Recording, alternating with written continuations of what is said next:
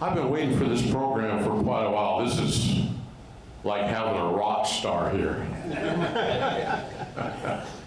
Couple just things before I let them get going. There's World War II, some pivotal events. In the Pacific Theater, of course, Pearl Harbor Day, December 7th, 1941, got us into the Pacific War. We ended on August 6th with a nuclear bomb on Hiroshima, Japan. In the European theater, D-Day was one of the most pivotal points in the war in Europe. It ended the war in Europe with the Battle of the Bulge, and this gentleman has seen both of those, including the first day of D-Day, June 6, 1944. And so he went back this past June to visit that part of France known as Normandy, and he's going to share some of this with us. Warren and I have been talking. He's got a film that he wants to show at some point. We'll have him back. It's about an hour and a half, so we're going to have like an extra long meeting to have that done. We will do that. I promise you, we will do that. Get it in. So Warren's here with his nephew, Glenn, and I'm going to let the two of them take it away. It's all yours. Thank you, Mark.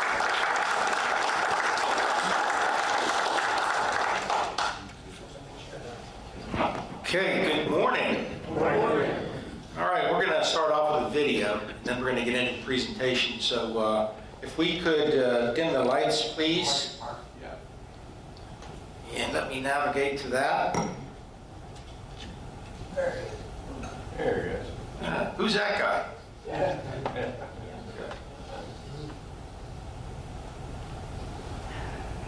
Okay. Sorry about that. I wanted to show that. That's an awesome video. It's one of the Super Bowls, I guess. And it's Johnny Cash, the rugged old flag. And maybe we'll try to play it later if we can. But anyway, throughout history, brave men and women have fought for and sacrificed to rid the world of evil, tyranny, and oppression. Many have paid that ultimate price for such freedom around the world. That quest for freedom and liberty continues today. Our veterans have fought for, and they continue to fight today to protect our American flag, which represents our freedom and liberty. We should never forget that. And remember what our flag stands for. It is worth fighting for. And the question is, are we willing to fight for her today?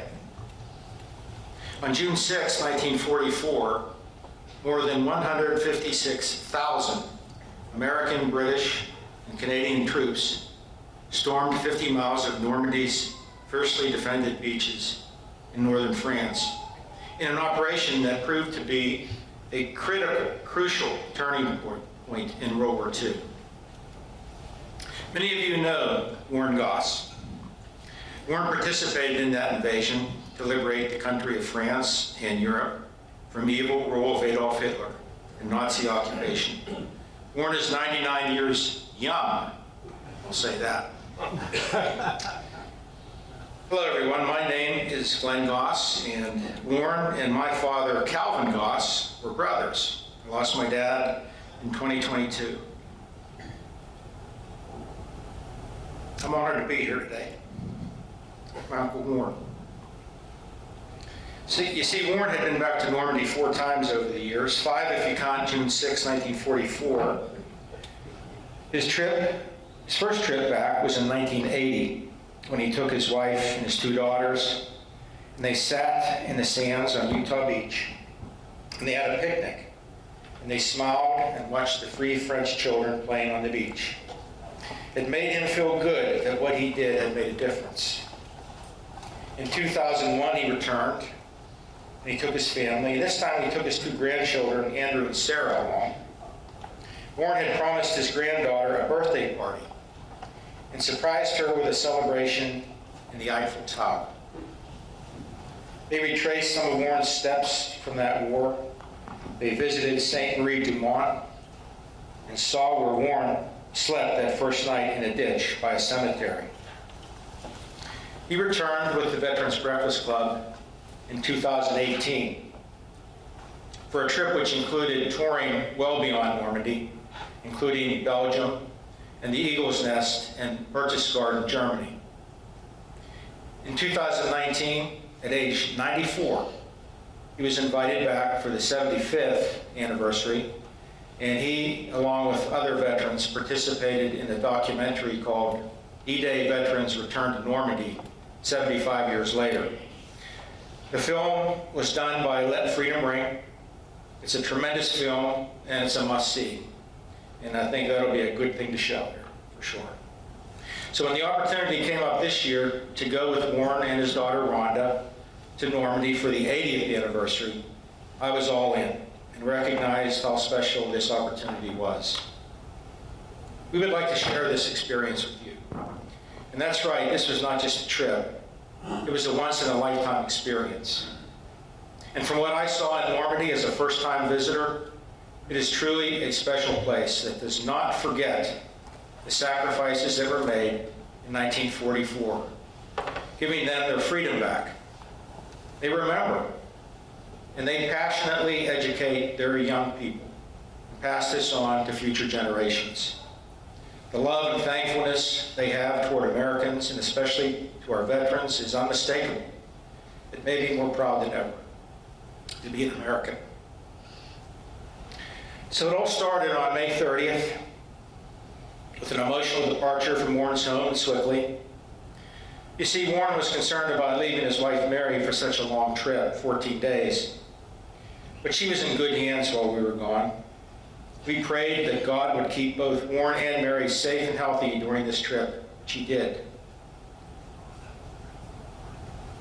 Todd DiPastino from the Veterans Breakfast Club organized a wonderful send-off at the airport, along with the Allegheny County Airport Authority and Greater Pitt, with dignitaries and media present. Warren was welcomed at the landside ticketing level by friends, airport workers, and people passing by with a ceremony and refreshments. We then got on our way, and the accommodations for Warren from the very beginning throughout the entire trip was amazing. Warren was taken to the gate. As you can see in that top middle, they had yet another little ceremony for Warren right at the gate. He got a round of applause. It was amazing. The pilot came out to greet us. We were first on the plane. And of course, the flight attendants wanted to have their special moment with Warren as well. So the Veterans Back to Normandy Association is the group that took us to Normandy. They welcomed all three of us, which we are very grateful for. We flew all night. We arrived in Paris, France on May 31st. Upon landing in Paris, we were escorted through an extremely busy Charles de Gaulle airport, going to the front of all lines, including customs, and taking to a gathering place to meet up with the association that invited us and meet the other 6 veterans in our group, their escorts and family members. There are other associations that return veterans to Normandy, quite a few. Delta Airlines takes a big group. They were there as well. We were told that there were approximately 200 American World War II vets in Normandy for the 80th. Did you know that only about 1% of the 16.4 million Americans that served in many ways during World War II are alive today? As of 2023, the U.S. Department of Veterans Statistics estimated that there were 119,550 World War II vets alive. That number is even less today. How blessed we are to have World War II veterans like Warren from this greatest generation in our lives. We had 7 veterans together in our group. I'd like to just quickly introduce them to you. Starting at the top from left to right, Ronald Rondo Scharf. He served in the Pacific Theater, in the Navy on LST 812, which is landing ship tank, as a first-class fireman. At age 16, he actually lied about his age to join up. He was in Hawaii, Guam, and many invasions, participating in the invasion of Iwo Jima. Next is Otis Brandon. He served also in the Pacific Theater in the Army, part of the 532nd Amphibious Engineers Special Brigade. He went through special training where he learned to operate and maintain Higgins boats, crash boats, and LCMs. LCM stands for Landing Craft Mechanized. He participated in 2 island invasions, Iwo Jima and Okinawa. After the bombs were dropped in Japan, his unit was one of the first into Hiroshima, where he stayed with the occupation army until the end of 1946. Next to him is Alan Shapiro. He served in the European Theater in the Army Air Corps, 2nd Lieutenant, 1st Allied Airborne, 316th Troop Carrier Squadron. He received his wings as a fighter pilot and airborne glider pilot. He ended up piloting the C-47 aircraft used to drop paratroopers in Normandy. He also participated in the Battle of the Bulge, flying a 77mm howitzer. Finally stationed in Abbeville, France, where they took over the airfield that was home to Hermann Goering's ME-109 squadron. Top right is Arthur Hewlett. He served in the Army and the occupation forces in Mannheim, Germany, in the 453rd Quartermaster Unit in 1945. In 1946, he joined the Army Reserves, was called back up when the Korean War started, and he served for 13 months. Bottom left is Howard Poland. He was actually our oldest veteran at 100 years old. He enlisted in the Army Reserves in 1942. Before being called to active duty in the European theater, he attended meteorology school and was deployed in England in April 1944, assigned to the 18th Weather Squadron, 532nd Fighter Group, where he served until the end of the war. Then transferred to Brown Airfield in Lyon, France, and there on an occupation mission in Munich, Germany, completing his service in Le Havre, France. Bottom middle was John Carroll. He enlisted actually after the war in Europe, and he left for Germany for his military service, where he served as in the 86th Dental Corps. So he was a dentist.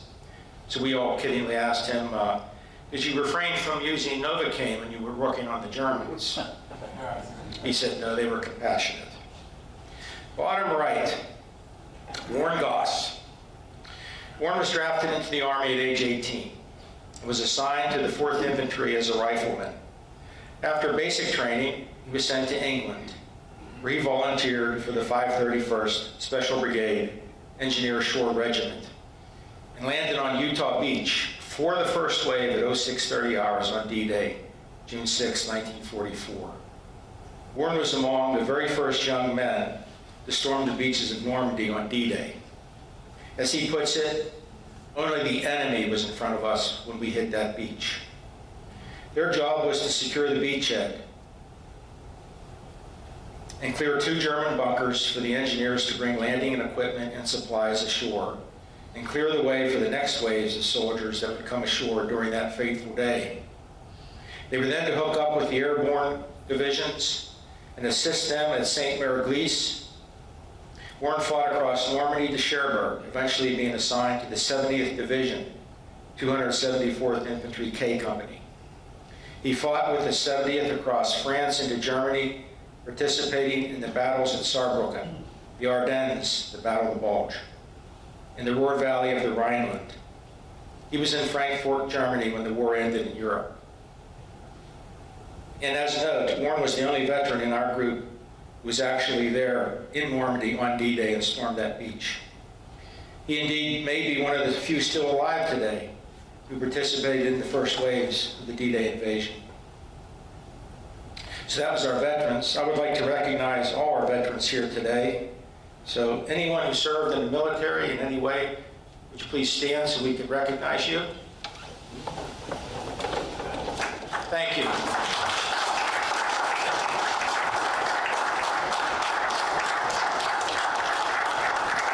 Thank you for your service. So after the meet and greet at the airport, we loaded on a bus to take the long drive through a very busy Paris, France, a lot of traffic, to our lodging. We stayed at a professional high school called Robert Keller, located in Kachan, for 2 days. It was a trade school where students are taught to be policemen, paramedics, and other trades. The students helped our vets with their luggage, pushing wheelchairs, whatever else they needed. Very thoughtful and kind young people. And how fortunate we were to have Rhonda with us, who speaks fluent French. Upon arrival, we went straight to a building on campus for a welcome ceremony and a lunch barbecue, which was wonderful, with the school's executives and their staff. We were supposed to rest a little bit. That didn't happen. Take interviews, and then get ready to head into Paris. So the thing about our trip is that the media seemed to be there constantly, no matter where we went. They wanted to get as much time as they could with these veterans. And Warren was especially a huge attraction over there, being that he was one of the first to land on the beach. So that's where the media really started, and they interviewed Warren constantly. So we sat there and enjoyed the luncheon. After that, we got into our rooms, unloaded our luggage, and then we hopped on a bus again. We went to France to tour the Arc de Triomphe, which sits at the eastern end of the Avenue des Champs-Élysées. I think I said that right. With its claim to fame as being the most beautiful avenue in the world, known for its famous theaters, cafes, luxury shops. It's also the finish of the Tour de France cycling race. And it's well known for its annual Bastille military parade, held each July 14th since 1980, marking France's national celebration. The construction of the Arc of Triumph started in 1806, and it was inaugurated on July 29th, 1936. At 164 feet high, 140 feet wide, 72 feet deep, it honors those who fought in the French.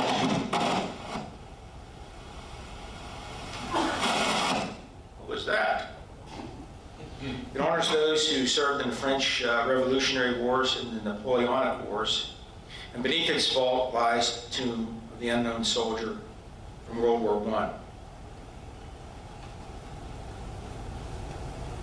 So after the ceremony, which you can see top left there, everything, all the ceremonies over there came with all the pomp and circumstance you can imagine. Military presence, music, bands playing. They involved their children a lot. Wreath laying ceremonies. Everything we did. I don't know why that's doing that. The weather was a little bit inclement that day, as you can see, top right, but our guys hung in there for sure. After the ceremony, we got to take a little bus tour around Paris and took in the sights. We drove right past the Eiffel Tower, as you can see there. So June 1st rolled around, and we were treated with a riverboat lunch cruise on the Seine River with incredible views of France. Got our guys off the bus, got them ready to board the boat, took some photos, like you can see there with the Eiffel Tower in the background. We got them on the boat. Warren had a nice window seat, as you can see. And yes, there was media there as well, wanting to interview. We drove by, took in just the wonderful views of Paris.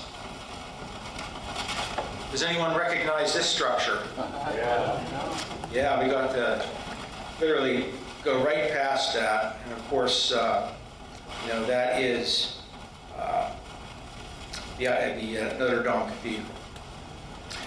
It's an 850-year-old church that, if you recall, burned in 2019. And the country of France was determined to rebuild this iconic church to its original look. And we learned that the reconstruction will be complete next year, 2025. Amazing. So June 2nd was a full day for sure. We packed up, got our luggage, hopped on the bus to depart from Paris and head straight to the town of Carentan. About a 4-hour bus ride. There, each veteran would meet up with their host family. All the veterans stayed with host families over there, us included, and we'll share a little bit about that. We were participating in Carentan's Car de Coup Cabbage Patch ceremony, which is an annual commemoration of the anniversary of the D-Day invasion. We stopped halfway for a box lunch and a break and got back on the road.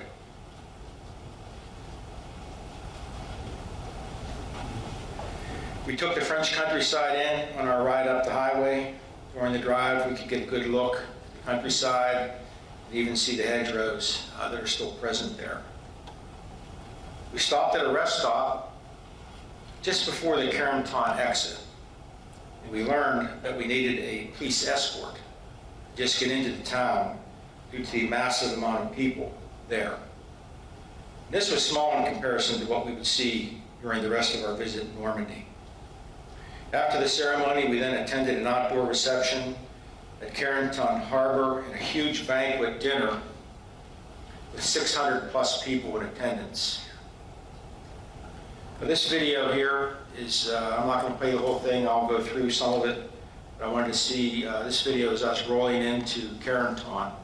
You can get an appreciation for the amount of people that were there. And they were all there for one reason, and that was to see the veterans. And it's pretty amazing, so let me play that for you. Roger, what are you doing? He survived, he's okay. Okay, so we're in downtown Carenton now, and again, like I said earlier, this is where some of the heaviest fighting in World War II took place. We're just a couple of 100 meters from our stop. So here we go. So I'm going to fast forward through some of this video, but as we drive in there, you can just see more and more people that were there for one reason, to celebrate their freedom and to get a glimpse of these veterans. And how this bus ever made it down this road, I'll never know. We were on a huge 56-passenger bus. And I'm glad I wasn't driving it, I'll tell you that.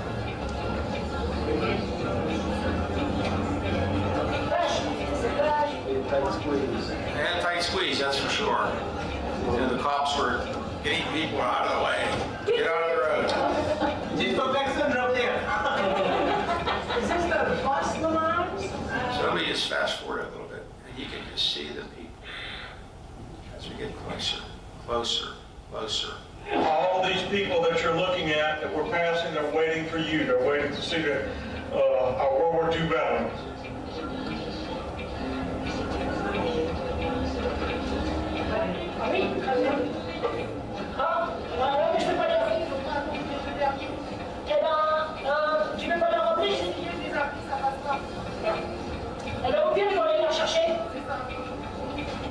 So we kept on down the roadway.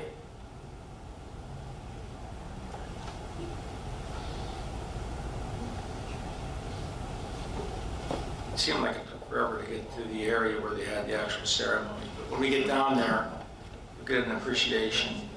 Yeah. See, they don't follow the speed limit there. See that? You're right. Let them know that when we arrive, they should see the bus out on the suitcase in the vicinity.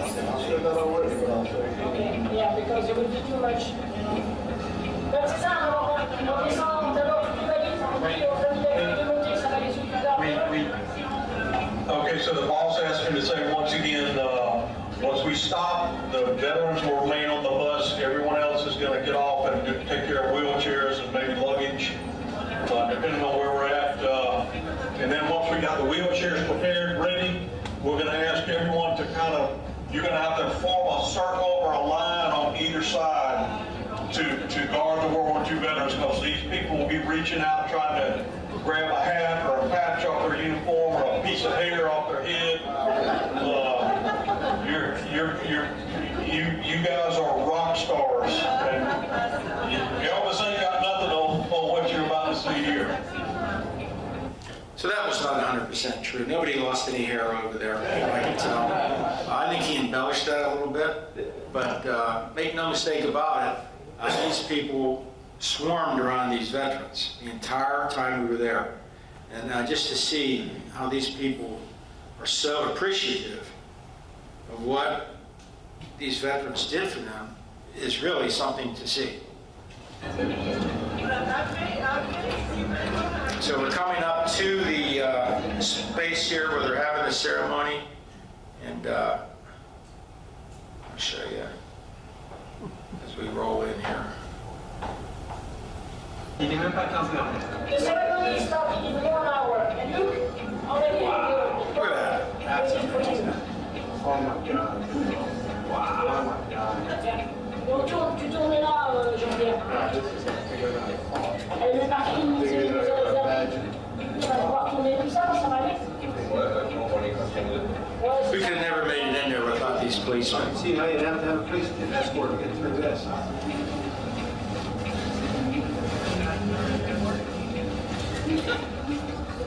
lot of people.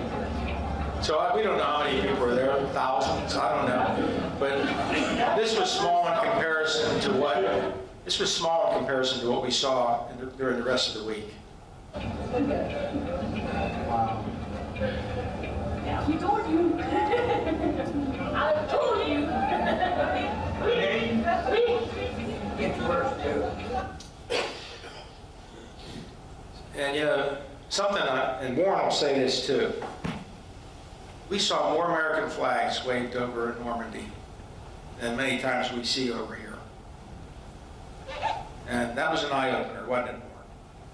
Young and old, that's all we saw, was American flags proudly being waved. So again, you know, a stark comparison in some cases. So once we got to our spot, we got the guys off the bus. We had about an hour to kill before the ceremony started, so we got them off the bus, got the luggage out, met our host families, and then we got the guys in the wheelchairs, and that's when it started with the people coming up to get an autograph, get a photograph, get a hug. You know, there's lots of military guys there, both active, inactive, lots of reenactors there throughout the entire week. So this is where it started. So once we got ready for the ceremony, this is amazing. We had to wheel our guys over to this tent area. And this is something that's pretty interesting and worth watching as we wheel the guys over to the tent area.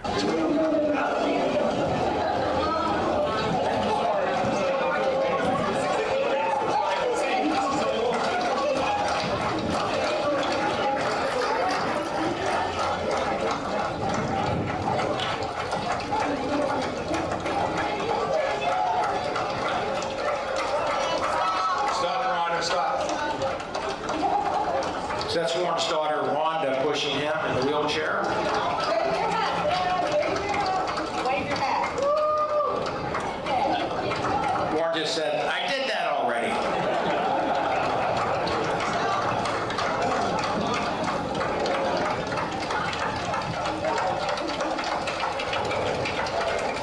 We're gonna go over there and shake some hands, and you just follow everybody around until you see. This is amazing. And this is a smaller group.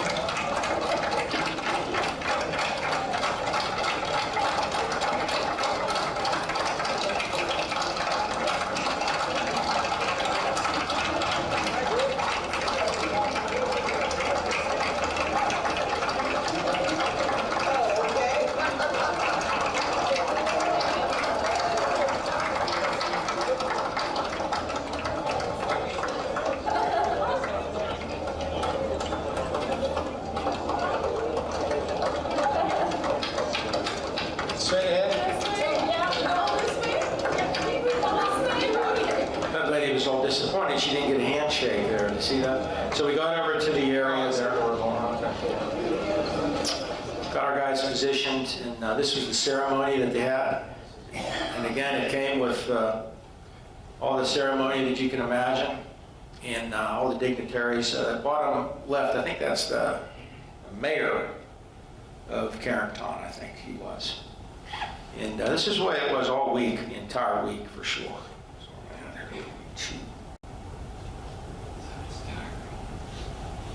So then we had this a small little reception in an open area by the bay there, and then we went to this massive lunch banquet that they had, and this was a huge gymnasium.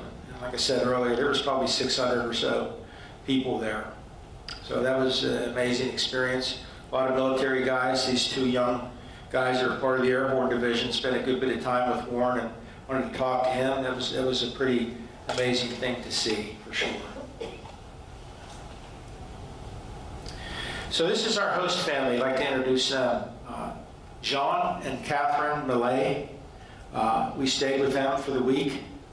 Wonderful people in their beautiful stone farmhouse that you see there.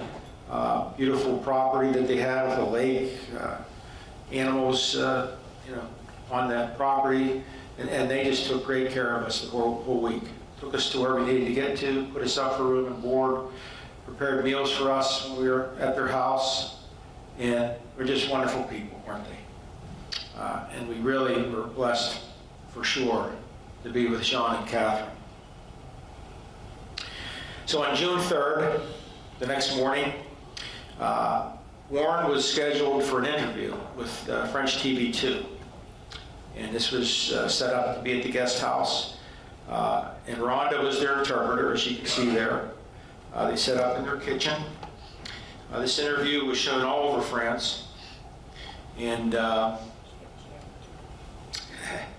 it was pretty neat to see that.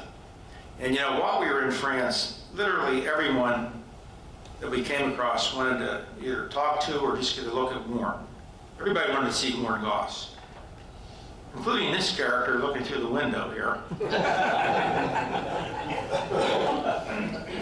So that was their dog, our host family's dog. The dog's name was Intox. Intox, that was the dog's name. And very nice dog. We got to see his routine every day, which every morning John would open up a big hunk of cheese and he'd sit there, and that dog would come up and just eat this hunk of cheese out of his hand every morning, remember? Just sit there and just have his cheese. Cheese is a big part of their diet over there. We found that out, for sure. So that was pretty neat. So then part of the experience for us, our veterans, see, we had a small group in comparison. Like the Delta group, I think they had like 30 vets in their group. We had 7 in ours. So that let us have a lot more flexibility to do some unique things. And one of the things we got to do, we got to visit schools, and we actually visited a nursing home over there as part of the trip. So we drove into the town of Creonces, and Warren, John, and Alan, the two other veterans from our group, we visited this nursing home, and then the school in Creonce right after. And what was interesting in contrast about this is being with people that were in their 90s who were alive and remember the invasion, and then being with children who were obviously not alive at the time, but are taught about it, and they know about it, and they remember it as such an important part of their country's history. Both have a deep appreciation and are grateful for their freedom. So this is at the nursing home here. They had a nice luncheon for us. Once we got there, all the members, the people that lived there, met us as we walked in, and then we spent some time with them there. Went into the dining area for a wonderful lunch. The mayor was there as well, and we just spent time with these people, and it was wonderful.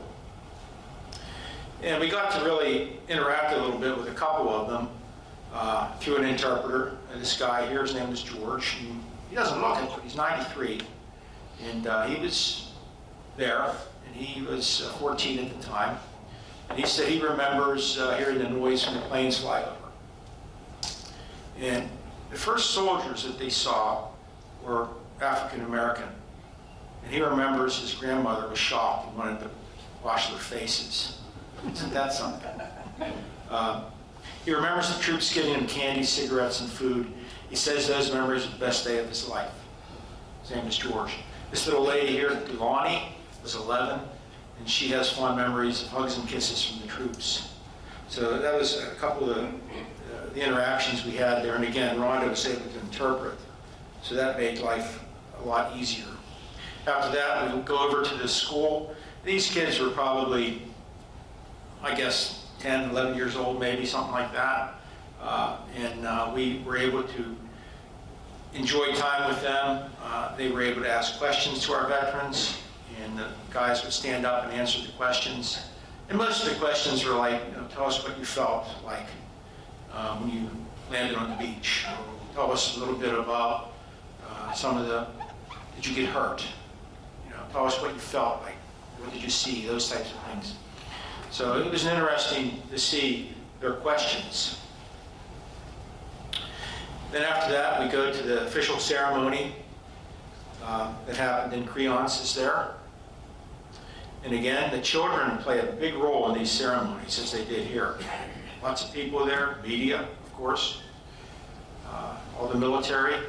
And I want to play this video. This is young children as they participated in that ceremony. I'll play a little bit of this.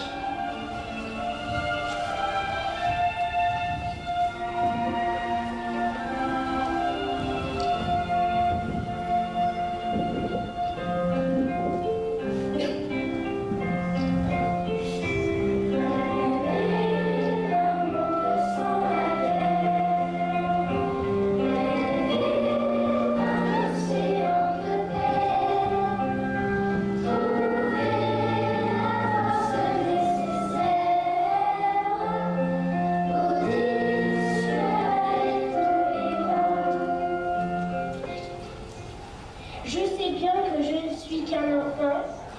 Je sais bien que demain je serai grand. Faut-il écouter la voix d'un enfant? Est-ce que c'est trop demandé? I don't know what they said. Does anybody speak any French in there? I don't know. But, that was really neat to see that, and how they involved the young people is absolutely amazing,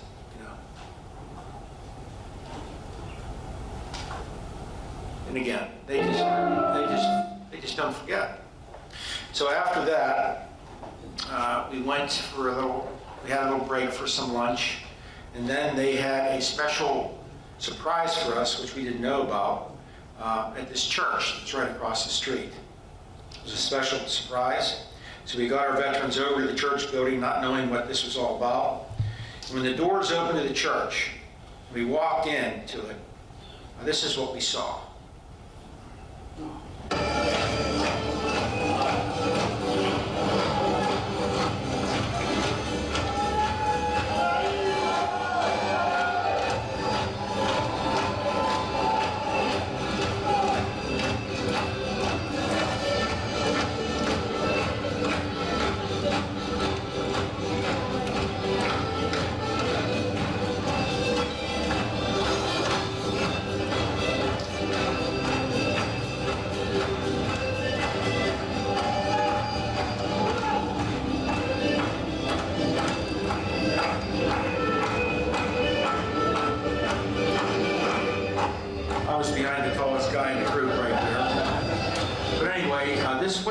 This was a concert that people had to buy tickets to get into.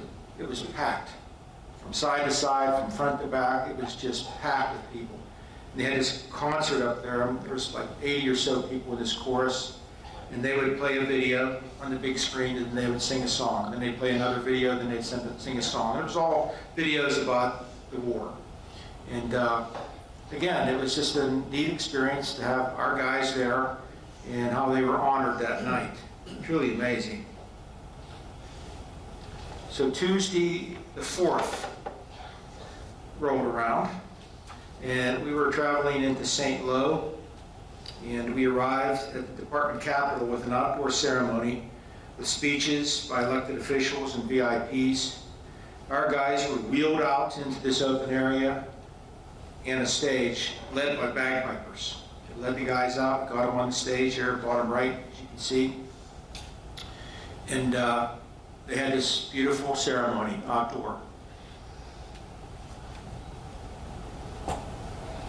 So then they had a luncheon for us. We attended a banquet, beautiful banquet. It's a nice picture of Warren and his daughter Rhonda there.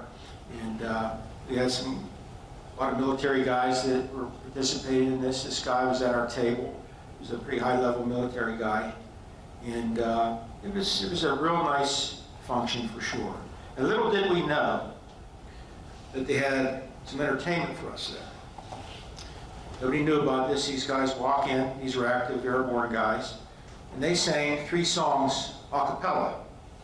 They sang My Girl, they sang Stand By Me, and they sang this song, which I'm going to play in its entirety because it's pretty powerful.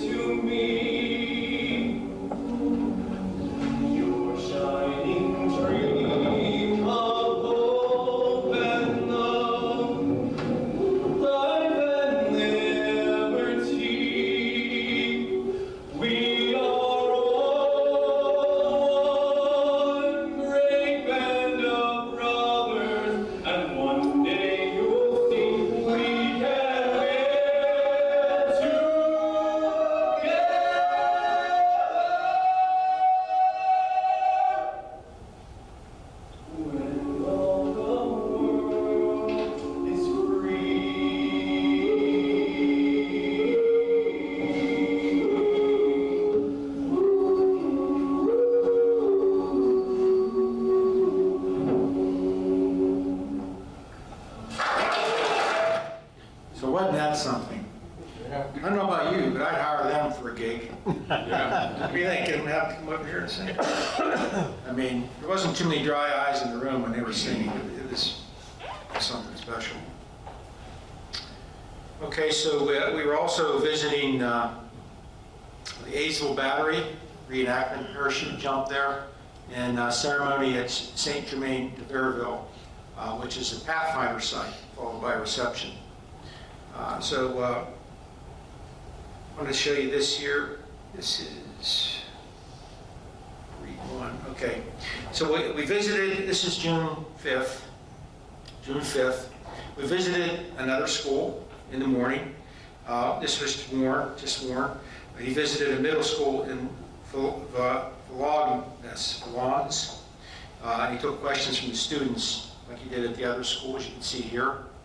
And then after it was all over, as we were walking out, they had a special little moment there for Warren. The students had made this freedom tree art piece. They lined up to say goodbye to Warren with a leaf drop. So this is it here.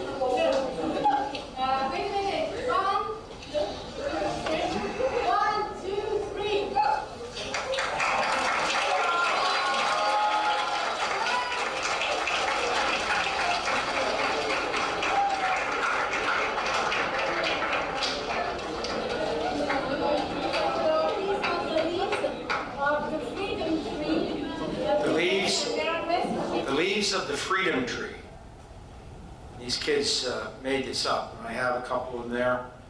Freedom is like love, you never forget it. So the soldiers gave up their freedom for theirs. Pretty powerful stuff.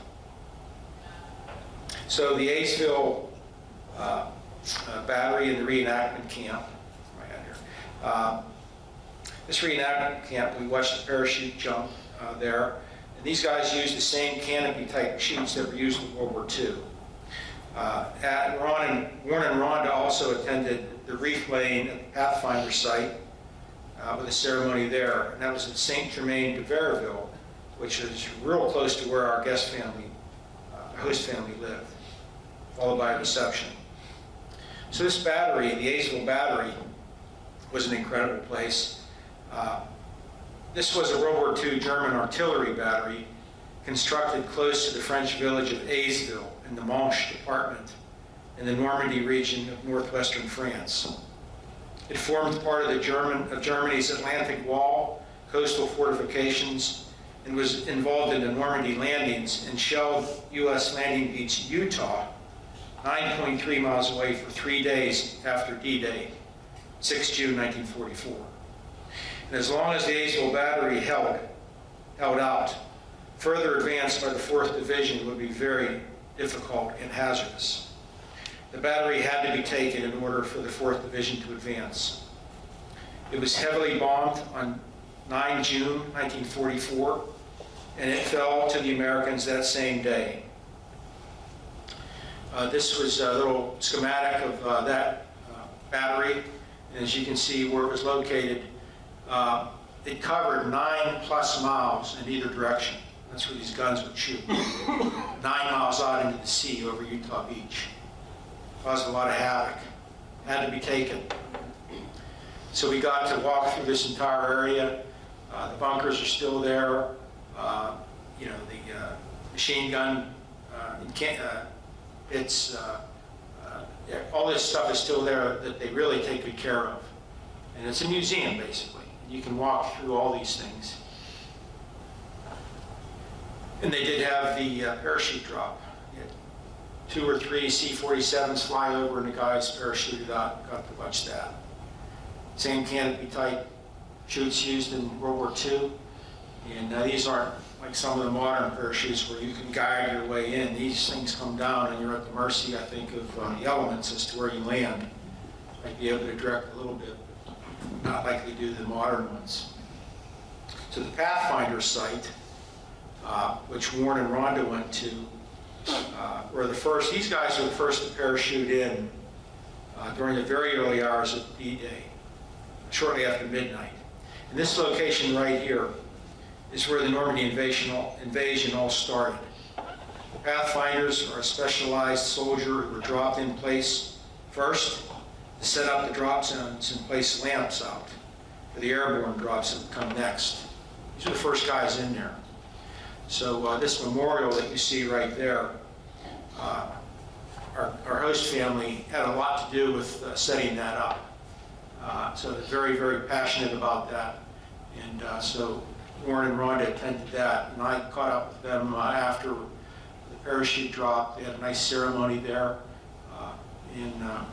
Warren sat with a couple high-level Army guys there that had something to do with the medical part of the military. So it was just another great day. For in the afternoon, where am I at here? So then the next day rolls around. It's D-Day, June 6th. So the Allied troops killed in action on June 6th reached 4,414. That included 2,501 Americans. More than 5,000 Allied troops were wounded. We visited Utah Beach that day. It was a great honor of a lifetime to be able to walk onto Utah Beach with Warren. 80 years to that day when he landed there. So this is as we walk up to the beach. This video here on the right is the video of us walking onto the beach. Catherine is arm in arm with him. So I'd like to play that as we walk up onto the beach. That's the museum in the background there, Utah Beach Museum. You coming, Benny? No, Warren, I'm gonna go back home. Warren was worried about everybody but himself. He really was. Higgins boat on display. Of course, that's how Warren landed on the beach in one of those boats. These road signs are all over Normandy. And I'll show you a close-up picture of that in a second. That's one of Warren's brigade members there that was killed in action on D-Day, July 31st.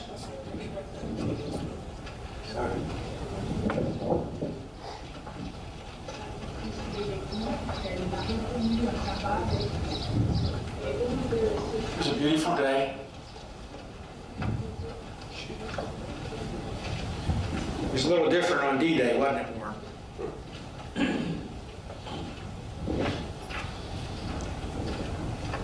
The lone sailor represents the men and women who have served or will serve in the United States Navy. He is called the lone sailor, yet hardly ever alone. You can actually see a portion of the beach wall, the Utah Beach. That's on the left, you'll see it in the video.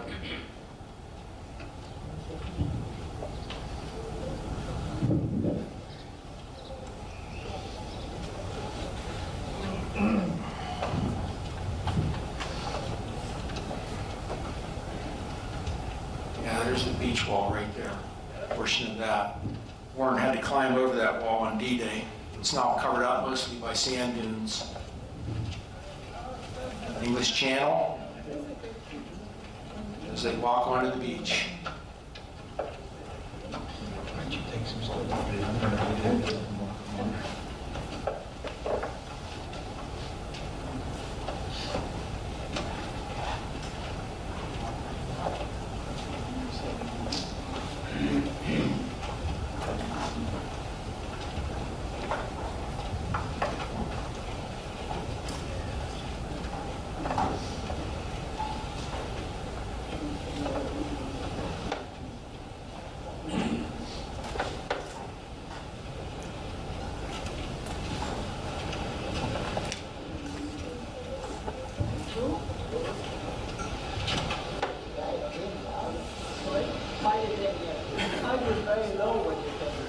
Okay, so this is high tide.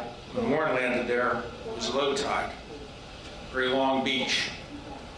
So it was a lot different that day. There's a lot of military police there throughout Normandy. Looking after everybody, it was good.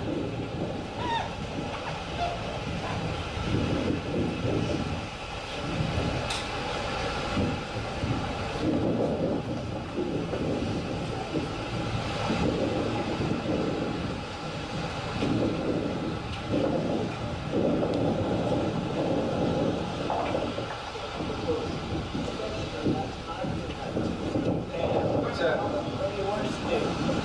I just want to take us all in right now. That's Utah Beach. So let me take a still picture now. So of course, that experience compared to what Warren's experience was on D-Day was quite different. Warren, would you like to share a couple thoughts about D-Day, so I'm not the only one up here talking all day long? But no, I think share a couple of thoughts for us. You want to hear what Warren has to say, don't you? Yeah. Tell us a little bit about that experience at the beach. Do you have your microphone there? I've got one right here. Oh, there you go. You can stay seated. You can stay seated. I don't know, what you want me to tell you? Tell us what you experienced when you hit that. I don't know what to say about the beach. They want to talk about $1 or when I went in there. What do you want to know? Well, you were on the Higgins boat. The Higgins boat came in, and then you had to get off the Higgins boat, hit the beach. When I went in that beach, it wasn't as beautiful as this. After I got in there, and got a chance to come back and look at it, and I saw the dead soldiers. I didn't see many dead people when I arrived, just the ones that were getting shot off the boat, and the guys that was with me. And then I made it to St. Rita Lawn. I sent back to get some more ammo. And that's when I saw the boys laying all over the beach. They just covered up and put boxes over their heads and everything. They just didn't let them see the faces. And I seen that. And another thing that surprised me, when I went back to the beach, it was in the afternoon later. Because when I first went in there, they was getting shot, but I don't stop the time to look at them. But when I came back after a half a day or later that late afternoon from St. Rita Mont to pick up more ammo, they was laying all over the beach. The beach looked like the biggest junkyard you ever seen in your life. Destroyed people. The most amazing thing I saw, nowadays people complain about the women being in the service. Oh, by the time I got back to that beach, they had the tent set up, and all those nurse doctors were there working on the boys one at a time, and loading them on the ships and sending them back to Lincoln. They had a bad wound, they'd fill it full of maggots, pack it up, and send them to England. And then the guys that were dead were laying all over the beach. Some of my men were still laying there, prisoners, not prisoners, but wounded. And they had large pile of blankets all strapped together, you know, and they're laying there in shock waiting for their turn to get serviced. And I tried to get some blankets to cover my guys up. There was another soldier there, and he said, "You ain't allowed to touch those blankets." I said, "I'm going to cover my men up." He says, "You're not the nurses." I said, "The nurses will do that." So I pulled out my damn trench knife and I cut the straps and took it, and he went and got a MP to get me. And I told the damn MP, "You come with me and you'll find out what the hell this war's all about." And I covered these guys up. And they were laying there shivering in shock. That's the way I remember the beach. The best thing that ever happened to me was the first trip over there. My first trip, I went over with my wife and my 2 daughters. That's all I took. And we toured France and almost a good part of my battlegrounds. And when I sat in that beach, I had a picnic right where I went in with my wife and my 2 girls. And I'll tell you, that changed my whole life. That changed my whole life years later.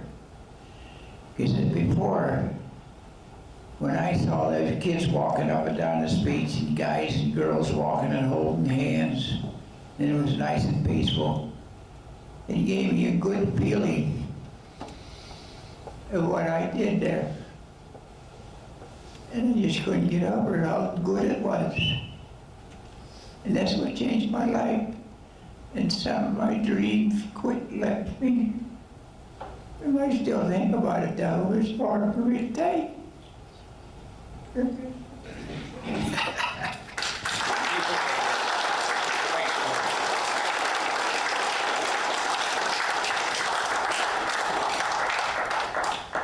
So the other thing that Warren has told me is once the gate went down on the Higgins boat, one of the guys out in front got hit.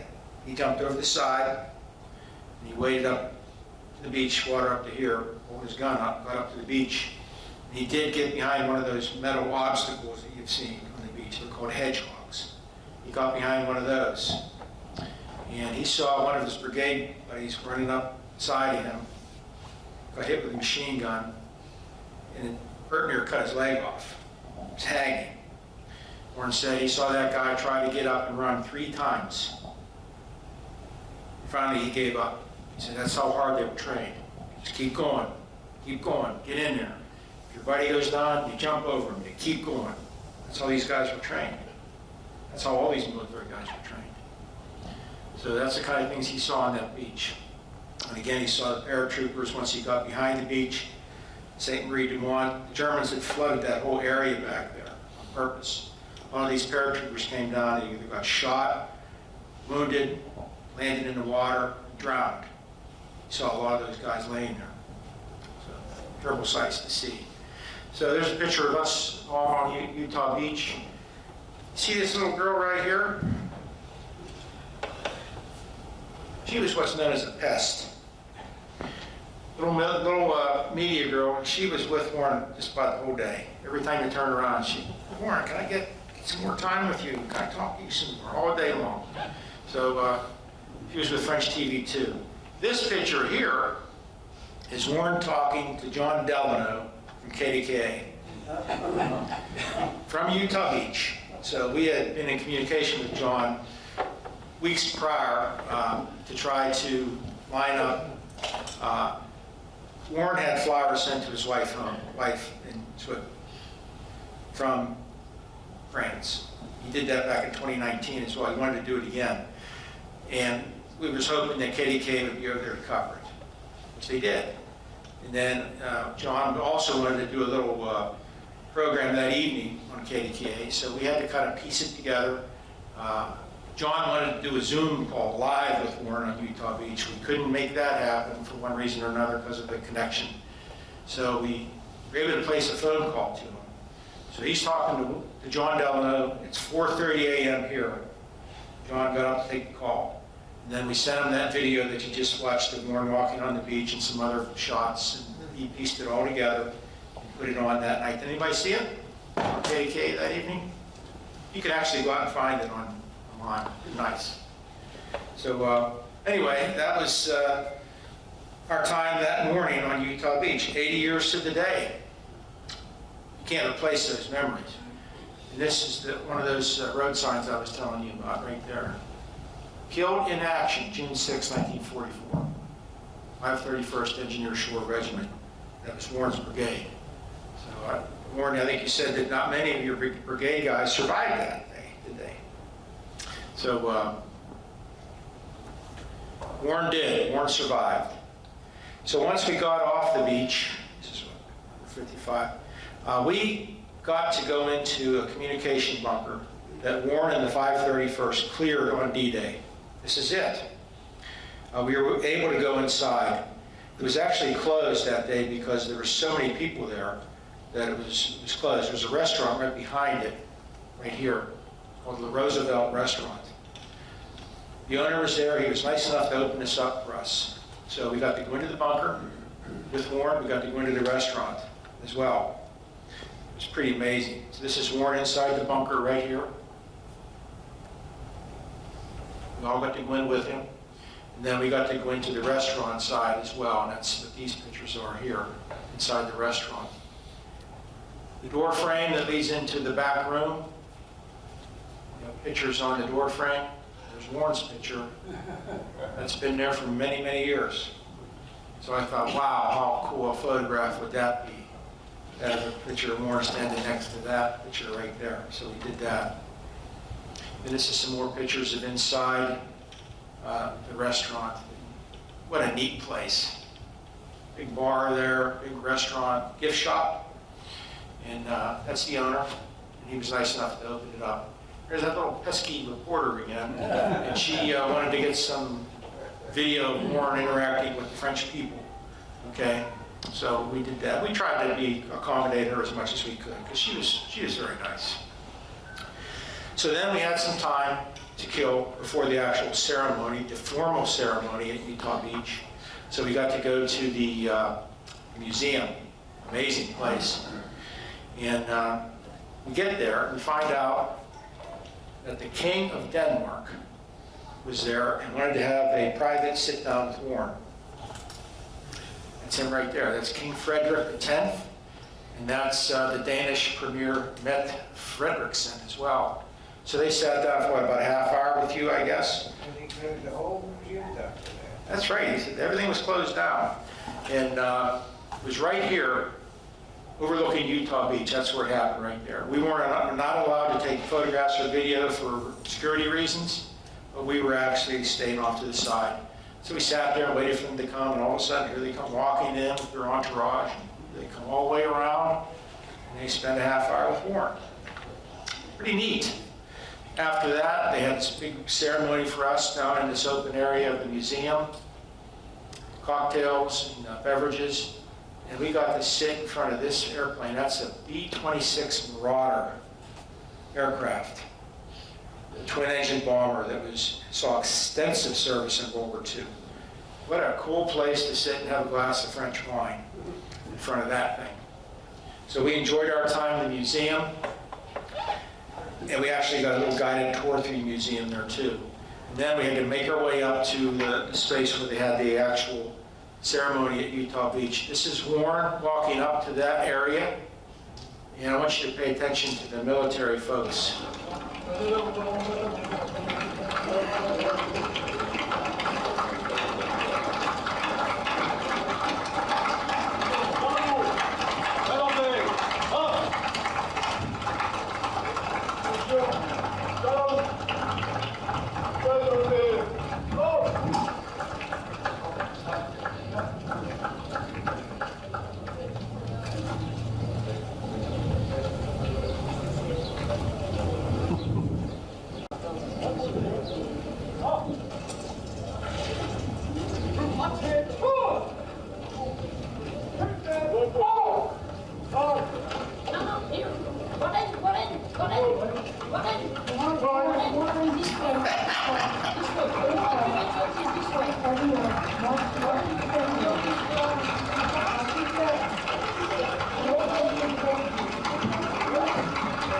I'll show you a close-up picture of that in a minute. That's the first engineer's monument on Utah Beach. Oops. So then they had a beautiful ceremony, again with all the pomp and circumstance. And after it was over, people just came down and said hi to all our veterans that were there, shake their hand, get a photograph. It was a pretty neat time. So this is on Utah Beach. That's the 1st Engineers Monument on Utah Beach. 1st Engineer Special Brigade. And this is Warren's brigade was part of this. And all the units that were connected to the 1st Engineers are recognized on this monument. And if you note at the very top here, 531st Engineer Regiment. It's Warren's brigade, very top. The first one's on the beach. That's what it says on the monument. See, this is special brigade. Yep. Right there. And they volunteered for that. Yeah, well, this is the one that Warren volunteered for in England. And he didn't have to volunteer. Once he got to England, he got all the guys into a big room, and he says, the powers that be said, we're forming this brigade. It's volunteer. You don't have to join, because you guys will be trained for the invasion. A lot of you will not be coming back. Warren said that room emptied out by 50%. Warren and a few guys stuck around to find out what this was all about. We ended up getting in the 531st Brigade. They trained with the Rangers for that specific job, which was to land on Utah Beach in the first wave, before the first wave, on D-Day, secure the beach. That was their job. Directly underneath the monument is actually the first bunker that the 531st cleared on D-Day. There were 2 bunkers there that had to be cleared. This one and the one that we just looked at. That's Warren walking inside that bunker right there. You can still get into most of it. And there's a German gun that sits up there, still visible. And these are some shots looking up and down the beach. Here's a couple good shots of Rhonda and myself with Warren at a little observation point overlooking the beach. It was a proud day to be there with him, for sure. Warren was able to show me exactly where he stood on the Higgins boat. Right here, about 5 feet back. The Higgins boat was nothing like this, was it, Warren? He said it was made out of wood mostly, maybe a tin floor. But that's why a lot of these boats got destroyed. Warren witnessed Higgins boats explode. Either they hit a mine or they got hit with artillery. The whole boat was gone. All the guys in the boat gone. He would see bodies and parts laying in the water. Some of the things he saw over there. But that's where Warren stood. Walking off the beach, we bumped into these folks. These people were from America, they were over there. They were most happy to see Warren. You know, we didn't know these people from Adam, they didn't know us. But, boy, were they patriotic people, and they spent some time with Warren. Pretty fun. It was a great day on Utah Beach, for sure. So Warren, I'd like you to tell this story, if you wouldn't mind. Ray, microphone.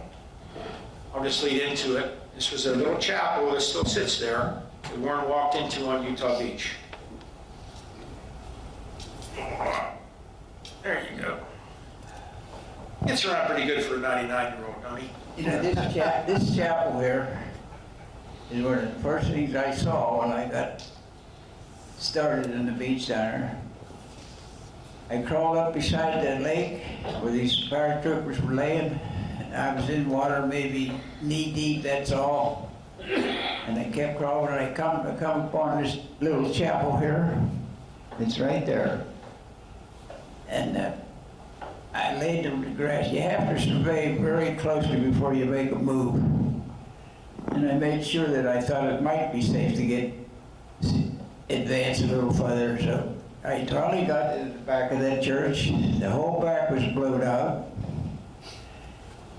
And I got inside, the roof was gone, the front was blown out, and all the pews were busted away. And I walked up to the altar. The altar was still standing there, had an open Bible on it. And I looked at the Bible, it was all full of dirt, and I brushed it off. And then I kept going. And I crawled through the hedgerows till I got clean up to St. Rita Mont. And that's what happened that day, June 6th. That was one of the... Thanks, Warren. What's it down? Yeah. Help him, Ray. So that little chapel was rebuilt, of course. I think the United States had a lot to do with rebuilding France after the Germany. It's called 66. The Chapelle de la Madeleine. That's the name of it. And how cool is that? That Warren walked into that on D-Day. This is inside the chapel there. There's some information, some historical information about it. Build all that back up. And the Americans built all that back up. And this is us standing in front of it. Off to the side is a little graveyard there that we got to walk through.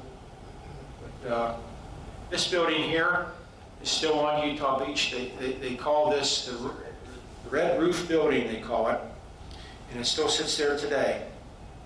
And I won't make you stand up again, but Warren remembers that building. He actually walked up onto it on D-Day, and he witnessed, it was occupied by Germans, right?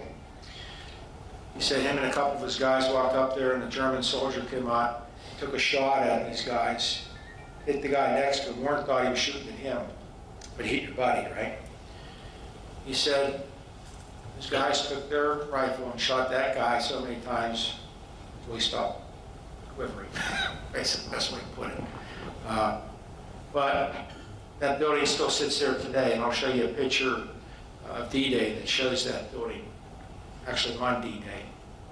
June 7th, travel to Cherbourg. Of course, Warren made his way to Cherbourg about a month after the invasion. And we met with students there as well. Again, we spent a lot of time with kids over there. It was wonderful.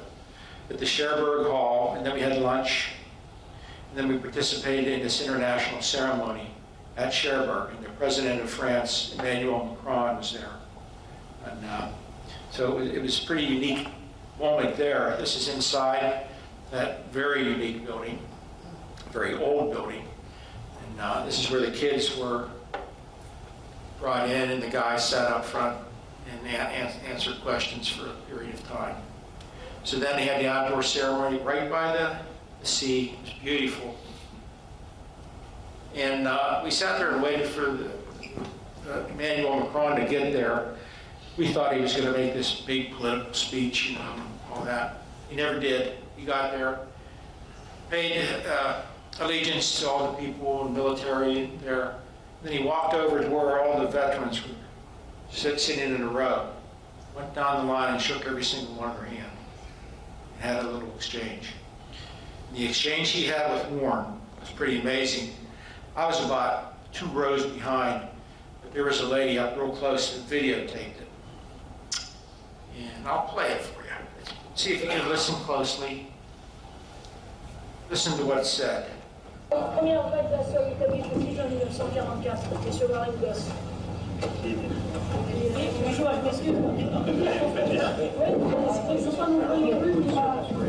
So you were one of the first ones in Utah. How old are you? I helped read that pillbox out. Thank you so much.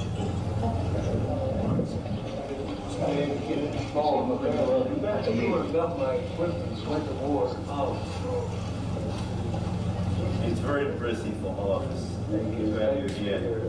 How many people do you have? Can't believe it. That's great. La première vague. Il y a fait 8 ans. Première vague. Thank you. So much.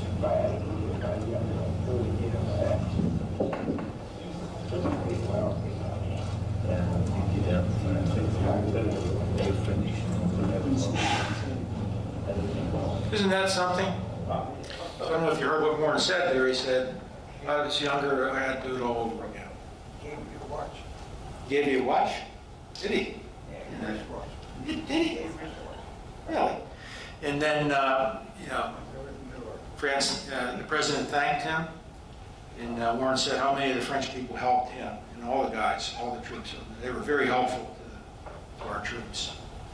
So then we got to spend some time in this building here called the Cité de la Mer, the city by the sea. This was the original train ship station in Cherbourg. It's now a museum. After we had our time there, they took us up to the 2nd floor here. And what did we learn? A guy was telling us all about this area. We learned that this was the last stop of the Titanic before it left to come to America. Isn't that something? This is where people would have got the tickets up on this floor and luggage out, and they would have walked down these steps to head over to the ship. Last stop of the Titanic. Pretty neat. So then we head back towards Utah Beach to our guest family's home. And we stopped here at this little place in Furmanville. This was the other bunker that the 531st cleared. Excuse me. You want to tell about this, Warren? I want to say something. You don't have to stand up. You can just sit there. You know, when I was in England, I was training for this for 1 year. And they had 3 bunkers that we had to take. The mostly an important one. The first one is the one you see with my brigade monument on it. The second bunker was a radio communication bunker that they would radio all the guns how to shoot the ships. And this was the third one that they showed. We had all this laid out in England, and what they wanted us to do. Now, when we had to do either this was down by Cherbourg now. And they said, when you get there, you got to take that bunker out because that could shoot from there clean up to the English Beach. In fact, it could shoot clean to England. And it also had a radio bunker in that radio the local guns. Well, what happened? They decided to bypass it. So we did. We bypassed it and we didn't take it. We just left it there. In Cherbourg, after we finished Cherbourg, we had a little time off. And the subject come up, now somebody got to go back and take that bunker.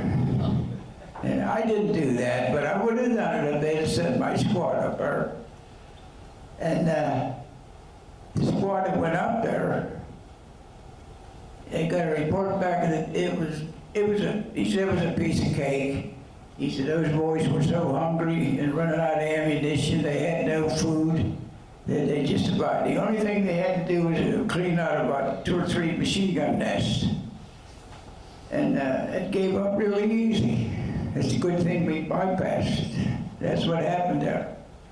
Lenny liked that bunker. Yeah, that was quite, it was amazing, like a 3-story bunker. It was huge. And it was hard to get to. You'd been there before. I think you took your family there years before. But it was not exactly an easy location. So we had one of the guys from the Normandy Baptist Association that actually lived close by. He was nice enough to get us to this spot, to find it. And this is a massive thing.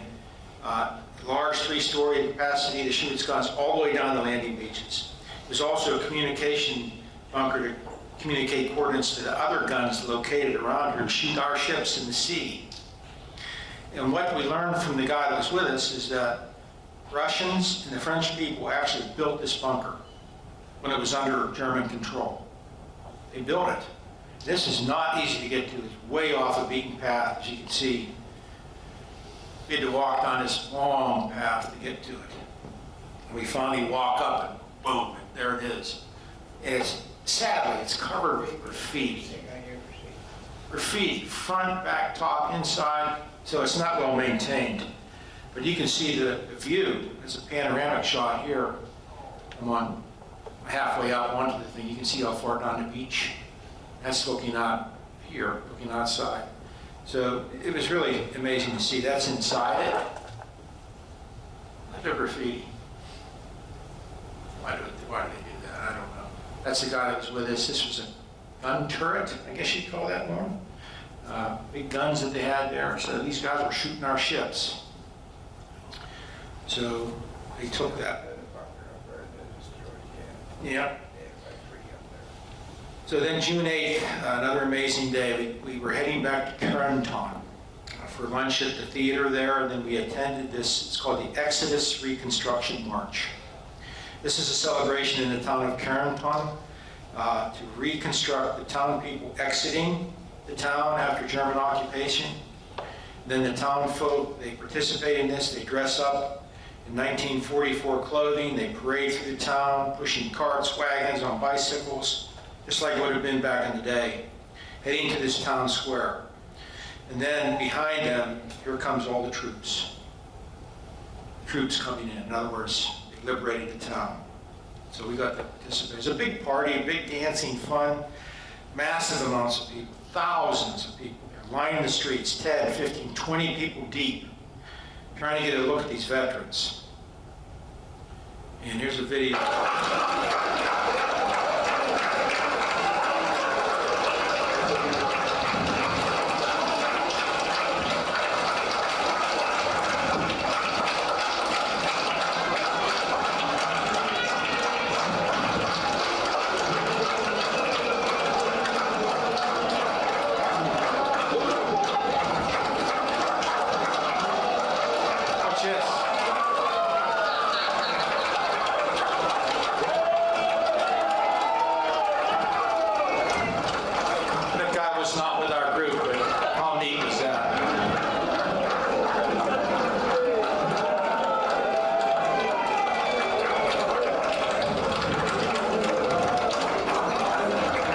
And again, people lined up.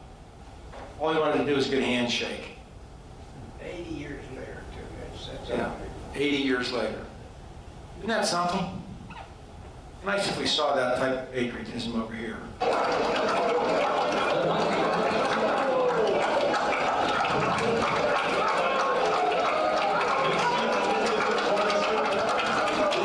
So after we get up through that, we're in the town square here. This you get a picture of all the town folk coming in. This guy, dressed up like Winston Churchill, I think. And here comes the military and people. And we had these cards that the association gave us, and we also took these over with us. We were handing these out left and right. Rhonda and myself, these guys are up on a stage up in here. And we just went down the line and just started handing these things out. All the guys had cards, they were signed, people wanted autographs. It was pretty cool. So that was Carenton. Of course, Carenton was an area that was heavily, or a lot of action was seen in that town.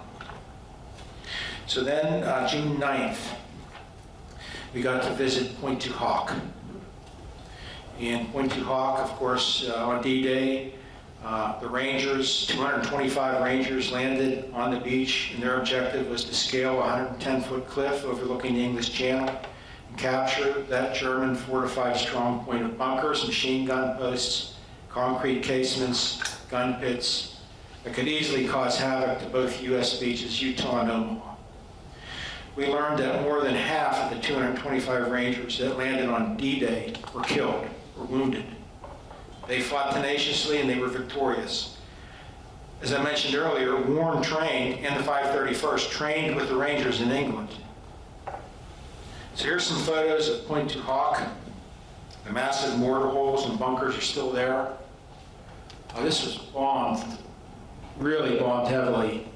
And these are all mortar holes that you can still see there. Like that. You can see some of the view from up there.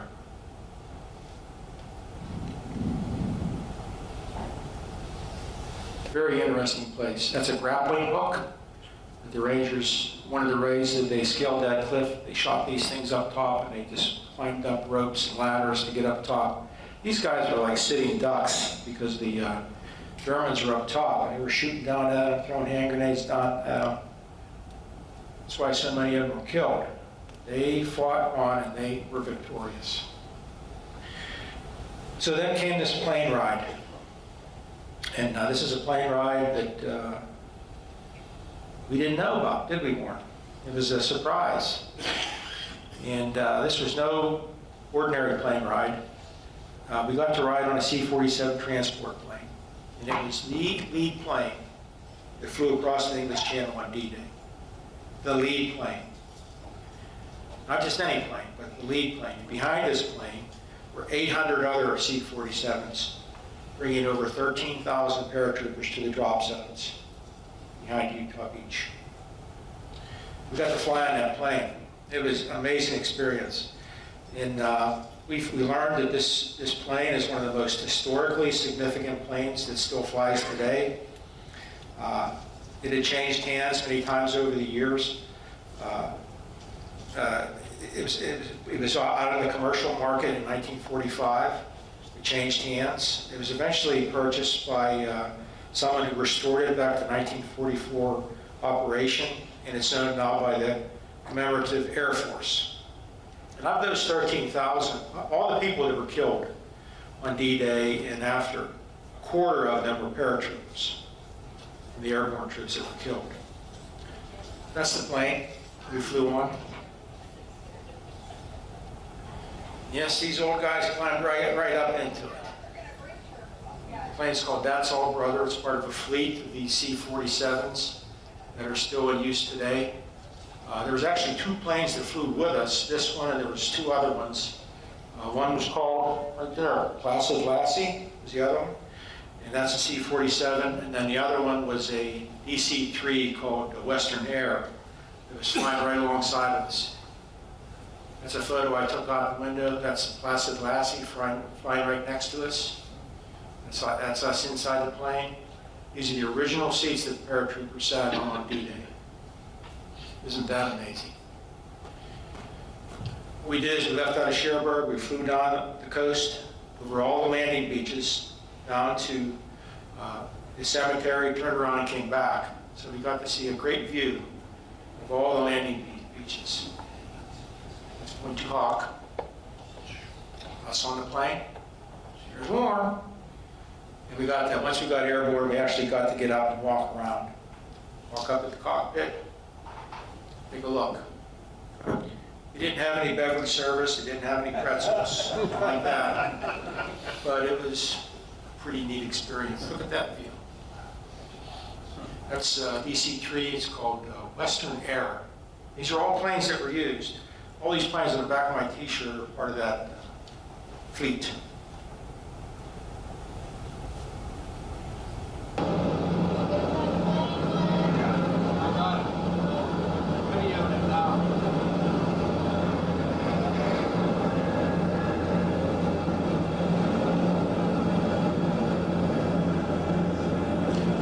amazing views from up there.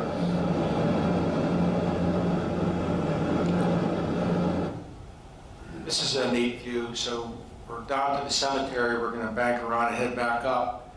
What you'll see right here is the cemetery at the American Cemetery there.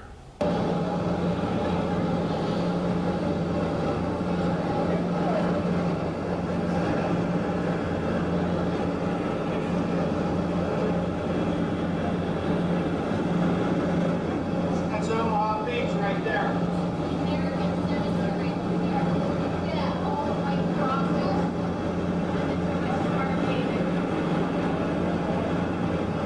Quite a sight. That's after we landed. Yes, we did make it safely. A lot of people were like, "You mean you flew on that old plane?" You're darn right. Wasn't passing that up. So, yeah, what a cool thing that was to experience. And yeah, being that was the plane that led those paratroopers across the English Channel. My goodness. So June 10th rolled around. We got to visit the American Cemetery at Colville-sur-Mer. It's a very solemn and moving place, I can tell you that. And you know these burial plots here, all these crosses, Stars of David, perfectly aligned, meticulously manicured. And we learned that a lot of the French people actually take ownership of these graves. They look after them. They come and visit them. Make sure there's not a blade of grass out of place. It's a heck of a place to visit. And you know, we got to visit and walk through. It was a little bit inclement, the weather, but we viewed some of the crosses, and this one here really is something that is amazing. I don't know if you can read that. It says, "Here rests in honor and glory a comrade in arms, known but to God." So a lot of people were not identified for one reason or another, but they're buried up there. So we learned that there's 9,300 of our military dead, most who lost their lives on D-Day landing and the ensuing operations. On the walls of the missing on the east side of that area are inscribed 1,557 names. Rosettes mark the names of those since recovered and identified. This is a 172.5 acre space up there, right off of Utah Beach. So there's Warren standing in front of an area. They had a short ceremony for our guys right there. Crosses, Stars of David. Amazing place. Truly amazing place. Hard to explain it. After that, we hopped in the car, drove down a hill, and we got to visit Omaha Beach. Of course, Omaha, known as Bloody Omaha. That's where most of the casualties occurred on D-Day. And we got to visit that area, get out of the car, walk around a little bit. And that's some pictures there. This would be the Atlantic Wall portion of it. Of course, this was heavily fortified by the Germans as part of their way to stop the invasion. So then, June 11th, we had some time to visit St. Marie-Église and St. Marie-du-Mont again. We also went back to the Pathfinder site. And then we hopped on a bus to head back to Paris. So this is in St. Marie-Église. You probably have seen that before. This is where the paratroopers, they came down. This one here, this guy landed on this church. John Steele. He was part of the 505th Parachute Infantry Regiment. He got caught on this tower during the descent, and I believe he survived. He did survive. Most of the guys that landed in the town square did not. I guess the Germans got to him pretty quick. We were told that this hangs there all year round. This is inside the church. These churches that we went in, some of these are 800, 900, 1,000-year-old structures. They're just unbelievable. You know, you just walk in, you can't believe what they look like. This is in St. Marie-du-Mont. And Warren remembers these archways, right, Warren? sometime after D-Day. You walk through these, and there's a big mansion that sits at the other end of this little roadway. And Warren has a remembrance of that on shortly after D-Day. So then we made it back to the Pathfinder Memorial.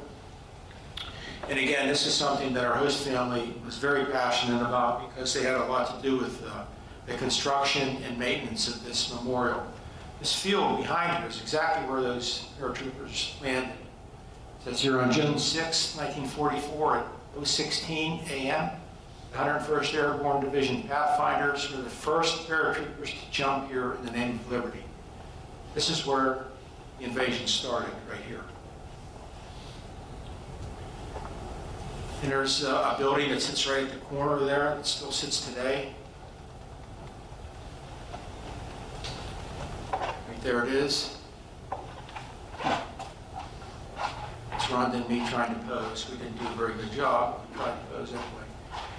And we're sitting there, taking our time, and here comes a car that pulls up, right, Warren? It just stops, and this lady gets out of the car and walks up to us.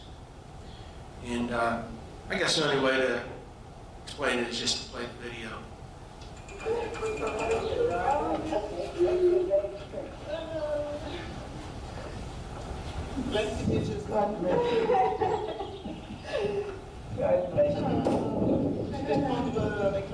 Oui. You okay, hein? Merci, merci pour tout. Merci, madame. They take care of us. Also, that we were there, mon mari et moi, on s'occupe d'eux, on était là. This is my daughter. C'est ça.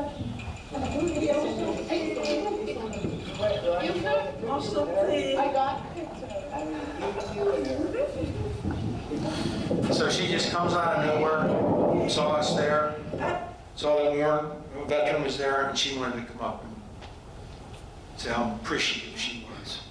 It was really, That was our last day. it was our last day. And right down the road from that, another one of those signs, there's another one of the 531st Brigade, killed on June 6th. You know, it's amazing to me that most of the roads in Normandy are named after one of my brigade boys who died over there. All the street roads are made like that. And of course, that being the case because your brigade was the first one to hit that beach on Utah. So, we're winding down here. So this is actually the 4th Infantry Monument. This is also one on Utah Beach. This is the 4th Infantry. Warren started off in the 4th Infantry. He was assigned to 4th Infantry after basic training. When he went to England is when he volunteered for the 531st. Okay, so you have the 4th Infantry, you have the 531st, and many other units that were part of that. So this is inside the museum at Utah Beach. Really interesting place. And you can see some of the stuff they have on display there. Pretty amazing things to see. Here's actual obstacles that would have been on the beach on D-Day. Warren hid behind one of those things. That's the MG-42 machine gun that the Germans used. They called it Hitler's buzzsaw. That's what it was called. Cut you in half, basically. That killed a lot of people. Remember the beach wall I told you about? That's the beach wall.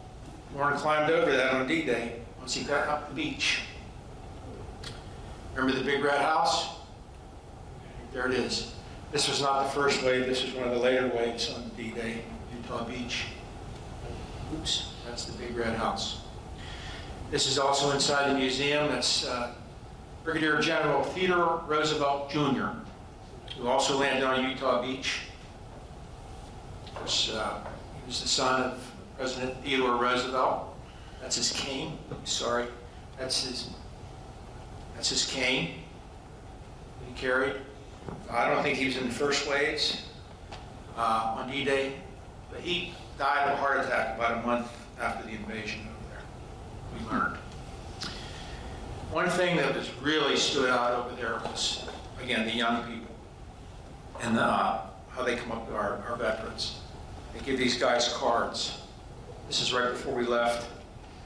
This comes from a little 10-year-old, lives in Le Havre School, St. Anne's. I want to say thank you very much for your bravery, for bringing the peace. You were a very brave young man during the D-Day. His name was Noah. Here's Savannah, I'm 10 years old. Le Havre, I'm writing you to thank you from all my heart for freeing France on June 6th. You were a very brave young man, and I'm happy that you've come back to Normandy. Have a nice stay in Normandy and fly back safely. Elise, I'm 10, again from Le Havre. Thank you very much for freeing France in 1944. Thank you for risking your life. You were a very brave young man. I wish you a nice stay. And this little girl here, she's handing Warren a card. It says here, a photo souvenir. She gave you this picture. A photo souvenir for a hero I will never forget.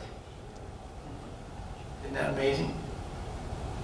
This is all we saw the whole week over there. Every place we went. Young and old. Thanking our veterans. Appreciating their freedom. One after another. The entire time.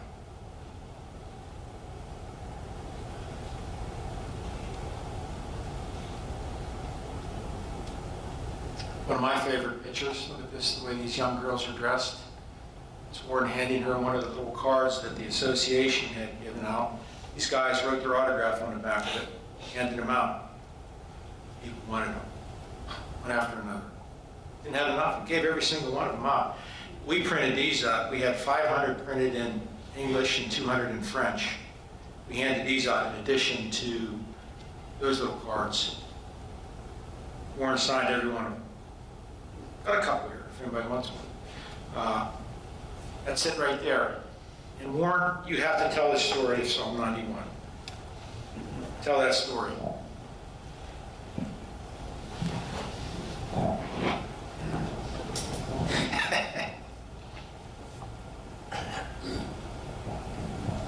You know what, this story, it starts way back in England. When I was in England, I was doing the training, and I'd see all these planes coming over flying, and I didn't know who was who. And I see a parachute come down, I didn't know who was who. I wrote my mother a letter, and I told them about the fellows that's jumping out of these airplanes and how they're bombing her. Because down where I was at was where the ships were sucking. They were trying to get the ships. I wrote my mother a letter. My mother sent me a letter back. And this is what she sent me. She sent me a card, Warren, and she says, Warren, you take this and you keep it. She says, it was written for you thousands of years ago. Just for you. It's Psalm 91 in the Bible. And if you read that Psalm 91, that's exactly what happened to me. It was exactly what happened to me and the way I lived. And I've been carrying it ever since. I carry it in my phone. I have it in my home over the wall, hanging a picture on it. And I've been carrying that ever since the invasion. And I still got it in my phone. History of Warren's military service. But you know, it's an amazing thing. If you've not had a chance to read it, read Psalm 91. It ends with long life I will satisfy him and show him my salvation. So Warren's 99, his wife's 97. They just celebrated 74 years in marriage. The Lord has blessed them immensely. So that's a huge part of that story, how he survived the war. And I think a lot of people that were in the military leaned on Psalm 91. I believe that. But it's so unique that we have our own family story to tell about that. This is Valerie and Roger, and these are the two that invited us back to Normandy, part of the Veterans Back to Normandy Association. wonderful people. Hopefully we get to go back next year. So we get home, we're back. Here's Mary and Warren greeting one another in their driveway. The Lord kept Mary safe and kept him safe over in Normandy. We're almost done. I'm getting there. So when Warren was in the war, sometime after D-Day, he got caught into an area. It was a fight. There were a lot of Germans in this area, and he got separated from a lot of the guys. Two young girls came out and rescued them. Said, "Come on in here. We'll hide you away in the farmhouse." You want to tell a story? You can tell it better than me. You don't have to stand. You know, at that time, I don't know what day it was. It's 6, 7, 8, 9, or 10, or 11. It was one of them days. Well, I always run patrols. And I'd get these patrols, I'd go out behind the line with the map. And I'd bring back reports where there were soldiers digging in. I'd bring back reports where I had an estimated how many Germans might be in that town. Well, I got caught in another brigade there, another patrol was run by the Germans, and it ended up a little hand grenade fight.